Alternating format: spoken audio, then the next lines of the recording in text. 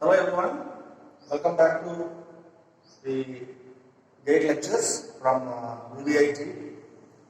So this lecture is lecture number 5, and in this lecture we will continue our discussion with the pulse mode modulation. So if you just look back into the previous lectures which we have discussed right from lecture 1. So we have started with the digital communications, and we have begun with the sampling theorem in pulse mode modulation, where we have looked at the statement of the sampling theorem and also the proof of the sampling theorem, and also we have solved many number of problems. Okay, so the gate problems also we will solve, but once we complete the discussion about PCM, the complete problems related to sample, quantization and encoding. All the 3 steps we will do for gate. Okay. So now try to recollect what is PCM. PCM, it stands for pulse code modulation. So it converts the analog signal into a digital signal. So now the first block in PCM is the sampler. So that we have done with. Now the second block in the sampler, the PCM is the quantizer. Okay, so we are going to discuss now the quantization. Okay.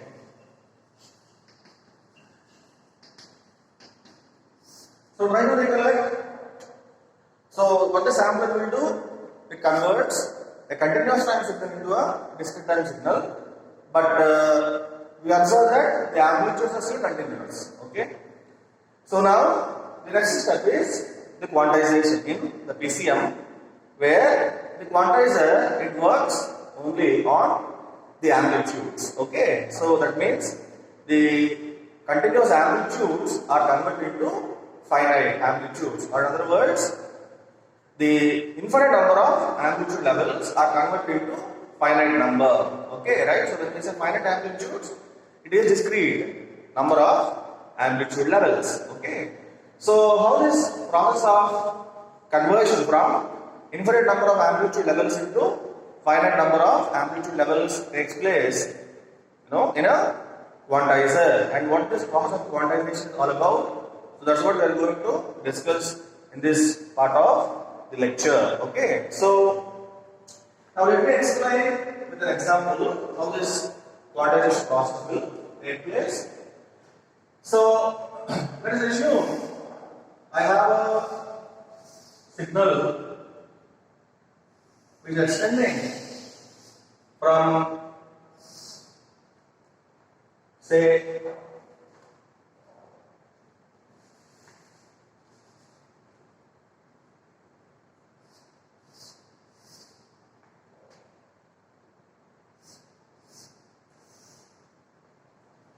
plus M max, we call this as plus M max to minus M max. Okay. So what's the point now? I have a signal M of t which is extending from minus M max to plus M max. So this plus M max is what is called the peak amplitude. Okay. And plus M max minus of minus M max, it is 2 M max. This is what is called the peak to peak, right? Amplitude. That's right. So I repeat, I have a signal M of t which is extending from minus M max to plus M max. So plus M max is the peak amplitude, and plus M max to minus M max. That is 2 M max, right? So that is what is called the peak to peak amplitude. So as I told you, we'll consider this as an example. It will be easy for you to understand. So let us take this plus M max value as plus 4 volts and minus M max as minus 4 volts. So now what I am doing, let us divide this entire range into equal intervals. Okay. So 1 volt, 2, 3 and 4. Okay. Then similarly minus 1 volt, minus 2 volts, minus 3 volts, and minus 4 volts. Okay, so what we have done? We have divided the entire range into equal intervals. Okay. So now observe this point here. Now between 0 and 1 volts, how many number of amplitude levels are there? Between 0 and 1 volts, right? Number of amplitude levels are infinity. 1 and 2 volts, how many number of amplitude levels are there? Infinity. Number of amplitude levels. Okay, please understand that. 2 and 3, number of amplitude levels are infinite. 3 and 4, number of amplitude levels are infinite. Similarly, 0 minus 1, minus 1 minus 2, minus 2 minus 3, or minus 3 minus 4. Whatever interval you take, the number of amplitude levels are infinity. That means this particular signal has continuous amplitudes. So now what is the objective? The objective is to convert these continuous amplitudes into discrete amplitudes or infinite number of amplitude levels into finite number. Okay. So for that purpose, now what we are doing is exactly middle of each interval we take one more level, and that is what is called the quantization level. Okay. So exactly in the middle of each interval, that means 0 and 1 volt. Exactly middle means how much? 0.5. Okay. So we take one more level. So this level is what is called the quantization level. Similarly, 1 and 2 volt. One more level we are considering here. So 1.5. Right? Between 2 and 3, exactly middle. So this is 2.5 volts, and between 3 and 4, exactly middle, 3.5. Right? Same way, the negative amplitudes as well. So minus 0.5 volts, minus 1.5 volts,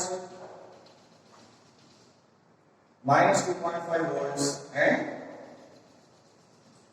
minus 3.5. Okay, right? So these dotted lines here, or these levels, whatever we have indicated here, these are what are called quantization levels. Okay. So now, how many number of quantization levels we have? In this example, if you count 1, 2, 3, 4, 5, 6, 7, and 8. So we have 8 quantization levels. Okay, right? So now, what's the point here? We are trying to discuss. Okay, right? So how do you convert this infinite number of amplitude levels into finite number? The principle is simple. You see here now. All amplitudes in a given interval are rounded off to the nearest quantization level. That's what is quantization. So quantization lies in what is called rounding off. Okay, right? So all levels within a given interval are rounded off to the nearest quantization level. Okay, so that means between 0 and 1 volt I have different number of amplitude levels. All these levels, we rounded off to 0.5 volts. Okay, that means if the sample amplitude is 0.1 volts, we round off to 0.5. If the sample amplitude is 0.3457 volts, we round off to 0.5. If the sample amplitude is 0.672 volts, we round off to 0.5. If the sample amplitude is 0.9347 volts, you round off to 0.5. That means whatever sample amplitude you take, okay, right? So that is round off to 0.5 volts. Similarly, 1 and 2 volts, we have different number of amplitude levels. All these levels are round off to which value? 1.5. Okay, right? So 1.2 is round off 1.5, 1.347 is round off 1.5, 1.7234 is round off 1.5. So any value you take, so that value is round off to which value? 1.5. Similarly, all amplitudes in interval from 2 to 3 volts are round off to 2.5. All amplitudes, from 3 to 4 volts are round off to 3.5. Like that, in intervals as well. 0 minus 1, all amplitudes here are round to minus 0.5. All amplitudes here are round to minus 1.5. All the amplitudes are round to minus 2.5, and all the amplitudes within the interval of minus 3 to minus 4 are round to which value? Minus 3.5 volts. So that itself is what is called quantization. Okay, so rounding off the sample amplitudes to the nearest quantization level. Okay, right? So in that way, right, we can convert these continuous amplitudes into discrete amplitudes or infinite number of amplitude levels into finite number of amplitude levels. Okay. So, having said that, now you see the situation here. Now, what if the sample amplitude is exactly 1 volt? What if the sample amplitude is exactly 1 volt? To which value will you round off? Now that's the question. Okay? Right? So, let me again give you the explanation here. Now you see, if the sample amplitude is 0.9 volts, you are rounding up to 0.5, right? If the sample amplitude is 1.1 volts, you are rounding up to which value? 1.5. Now, if the sample amplitude is exactly 1 volt, to which value will you round off? Okay? So, pause the video for a moment. Think about the answer, okay, and resume, okay? So, you might be wondering, what's the answer? Some of you might be saying, you can round off to 1.5, or some of you might have thought that you round off to 0.5, okay? Please remember the point is, you have to round off to the nearest quantization level. So, what is the nearest quantization level for 1 volt? The nearest quantization level can be either 0.5 or 1.5 because 0.5 and 1.5 are at the same distance from 1 volt. So, to which value will you round off? That's the question, okay, that I have asked just now.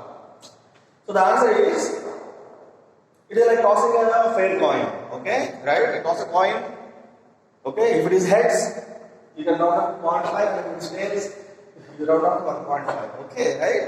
So, that means, when the sample amplitude is exactly 1 volt, we can round off to either 0.5 volts or 1.5 volts because those two quantity levels are from the same distance from 1 volt. Similarly, if the sample amplitude is exactly 2 volts, to which value will you round off? Yes, that's correct. You can round off to either 1.5 or 2.5. But if the sample amplitude is 1.8 volts, you have to round off to 1.5. And if the sample amplitude is 2.3 volts, you have to round off to 2.5. But if the sample amplitude is exactly 2 volts, you can round off to either 2.5 or 1.5. So the same thing applies for any sample value which is falling exactly, okay, right? At 1 volt or 2 volts or 3 or 4 or -1, -2, -3 or -4, okay, any such value, right? So these are the things that you have to remember. But we will take an example and again we will put these values, okay, right? If you have not understood at any point, you can just just pause the video, right? Go back into the place where you couldn't understand and then again play the video, okay, right? So you can watch it a number of times, fair enough, or you can also post your questions in the comments, section in the YouTube. Okay, so having said that, now you see, let us now draw how a quantized signal actually looks. Okay, we very well know how a sample signal looks. Okay, right? Okay. Now, how a quantized signal looks after quantization? How this M of t, will look. Okay. So for that, we will follow again the same discussion whatever we have done just now. Okay, right? In understanding the process of quantization. So now let us consider this M of t, okay, and let us see how this M of t is transformed into a quantized signal, how it is represented, illustratively. Now, you see here, this is how the signal is swinging, okay. Now, when the signal is in this interval, all the amplitudes we are rounding up to which value? Minus 0.5 volts, okay. So, I will draw a solid line. So the solid line here indicates what? All these amplitudes are rounded off to minus 0.5 volts. Next, in this interval, all the amplitudes are rounded to which value? Minus 1.5 volts. So, that is minus 1.5, okay, right? Indicating all the amplitudes are rounded off to minus 1.5 volts. So, putting a solid line, okay? Then, between 2 and minus 2 and minus 3 volts, all these amplitudes are rounded to which value? Minus 2.5. So, draw a solid line here. And I also have the signal extending from minus 3 to minus 4. So, all these amplitudes are rounded to which value? Minus 3.5. Okay. So, similarly, the signal is presented is plus 0.5 volts. In this interval, all the amplitudes are run off to 1.5. In this interval, all amplitudes run off to 2.5. And in this interval, all these amplitudes, okay, are run off to which value? Minus 3.5. Okay. So now, you see, the signal is making an excursion from one interval to another interval. Okay. So when the signal is present in this interval, all these amplitudes are run off to minus 0.5. The signal is moving from this interval to the next interval. What happens? The quantization level value also will change. That means from minus 0.5 to minus 1.5, the value will change as the signal is making an excursion from one interval to another interval. So that change in the quantization level value is shown like a vertical line. Okay, right? Now, when the signal is present in this interval, all the amplitudes are rounded off to minus 1.5. So that we have already shown as the horizontal line. Now, the signal is making an excursion from one interval to another interval. Okay, that is from minus, 1 to minus 2. From the interval to minus 2 to minus 3. That interval is, M of t is making an excursion. So what happens with quantization level value? Right, that's correct. So quantization level value also will change from minus 1.5 to minus 2.5. So that change in the quantization level value is shown like a vertical line. So same way, when the signal is in this interval, all the amplitudes run off to minus 2.5. The signal is making an excursion from this interval to this interval. What happens? The quantization level value also is changing. So the change in the quantization level value is shown like a vertical bar. So like that, when you observe this excursions of the M of t from one interval to another interval, we also observe that the quantization level values are also changed. Okay, so the change in the quantization level values are shown like the vertical bar over this M of t. So when I consider all these excursions, now you observe this is how your quantized signal looks. Okay, right? So let me call this quantized signal as M cube of t. So M cube of t is what is called the quantized signal. Okay, and when you observe this quantized signal, what is this shape it resembles? You can see. Yes, that's correct. This looks like what? Some staircase. Yes or no? So this is what is called the staircase approximation to the message signal. So quantized signal is, in other words, staircase approximation to the message signal M of t. So we are calling as the quantized signal MQ of t. So this is how the continuous amplitudes in the signal M of t are converted into discrete amplitudes. Okay, right. So let us also talk some more interesting points here in this discussion. Okay. So now, when you observe this, staircase, each, here you see there is a step. Yes or no? Okay. So this step is what we call as some delta we call. Okay. I'm denoting it as delta. And this delta is what is called the step size. Okay. What is it? Side of the step. So this is delta, delta, delta, delta, delta. Everywhere you see. Okay. We find that step. So the size of the step is what is called delta. Okay. Right. So now when you observe this, so what is the value of delta? Okay. Right. The value of delta here is how much? 1 volt. You take it here. How much is the value? 1 volt. 1 volt, 1 volt. Everywhere you take, the size of the step is 1 volt. So, because we have taken these values, you are saying that the step size value is how much? 1 volt. But in general, I